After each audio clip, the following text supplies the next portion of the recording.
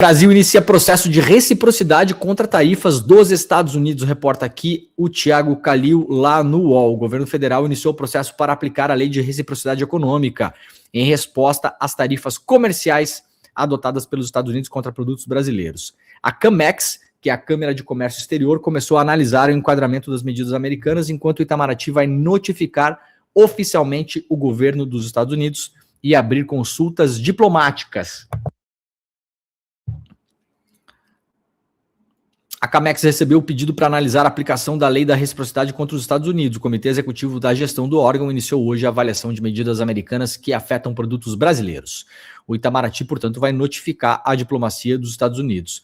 O Brasil ainda tenta resolver a disputa por meio de negociação. Segundo o governo, as consultas buscam reduzir ou até anular os efeitos das tarifas americanas e de eventuais contramedidas brasileiras. A abertura do processo não significa que o Brasil tenha decidido aplicar imediatamente uma retaliação.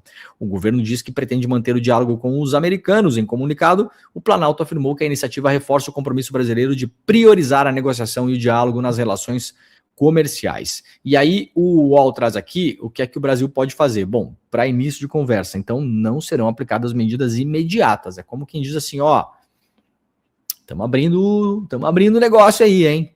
Vamos, sabe aqueles botões que tem aquele negócio que você tira primeiro na capinha de cima antes de apertar o botão? Tem a capinha, né? Tem a chave que tem que virar, tem aquela chave que tem que virar em dois, né? Que fica longe assim, não dá para virar uma pessoa só.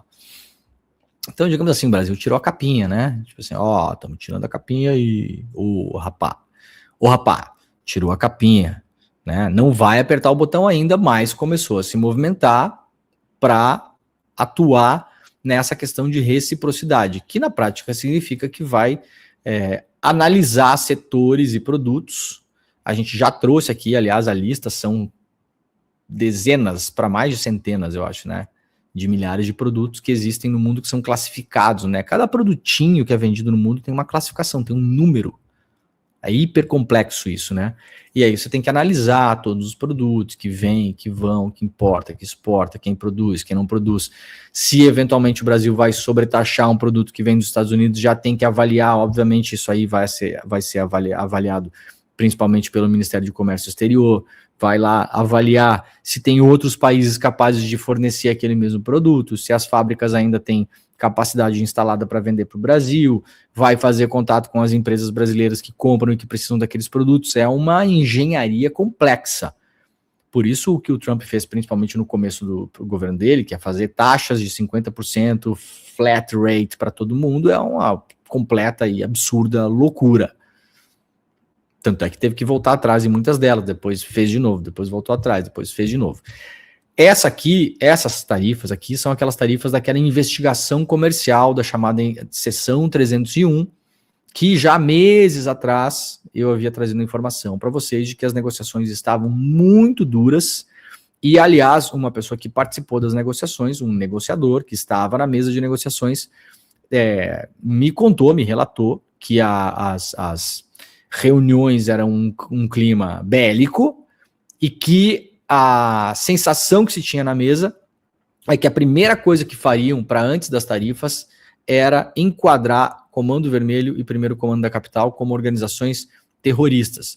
Bom, mas o que isso tem a ver com as tarifas? Em tese, nada, né? Porque a investigação comercial não tem nada que ver com Comando Vermelho e PCC. Mas a gente sabe que isso que está sendo feito pelos Estados Unidos é uma guerra política. Então, a própria investigação comercial está sendo colocada dentro de um frame, de uma fotografia política. E isso era muito comentado. O que de fato aconteceu? Veio primeiro essa questão das organizações serem classificadas como terroristas e depois o resultado da investigação comercial. Bom, entre as medidas, a lei permite que o Brasil adote diferentes contramedidas, né? Entre elas estão previstas restrições a importações e investimentos também. O Brasil pode limitar a importação de bens e serviços, suspender concessões comerciais e de investimentos e restringir obrigações relacionadas a direitos de propriedade intelectual. Ou seja, não é só na questão de importações de produtos, mas também de serviços. Restrição de investimentos, imagina uma fábrica ou sei lá o que, um data center. Data center, tá na moda agora, né? O Brasil vai abraçar essa porcaria, vocês podem ter certeza disso. O Brasil pode falar não.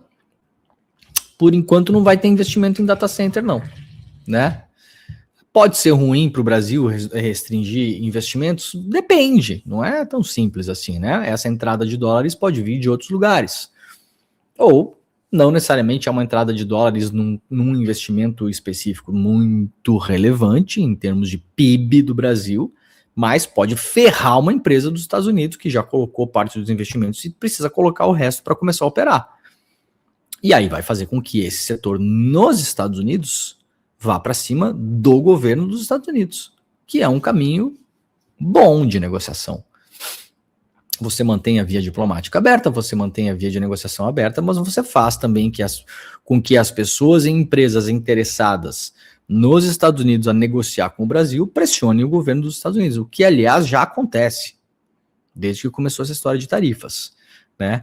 E questão de direito de propriedade intelectual também era algo que estava na mesa dentro do arsenal possível do Brasil. Veja, galera, quem diz que o Brasil não tem nenhuma condição de resistir, é difícil, né? É difícil. Parece o ministro Múcio dizendo que tem que abrir a porta e aceitar tudo. Gente, se fosse assim, ninguém ia lutar por nada no mundo e pronto, acabou. Não é assim que funciona.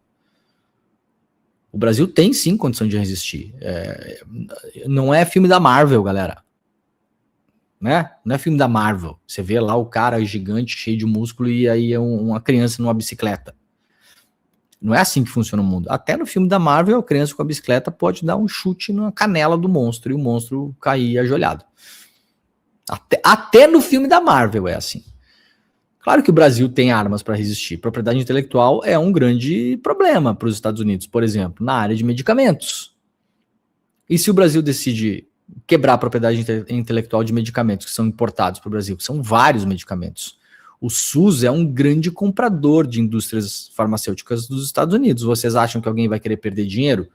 O SUS é um dos maiores clientes de compra de medicamentos em lote do mundo. Do mundo. Então não é ficar olhando assim em dois países, não é joguinho de war, né, gente?